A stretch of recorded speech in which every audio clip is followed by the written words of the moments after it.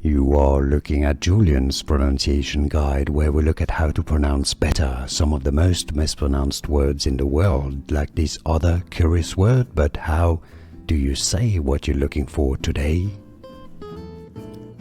We are looking at how to pronounce this name and more confusing vocabulary and names. Stay tuned to the channel to learn more.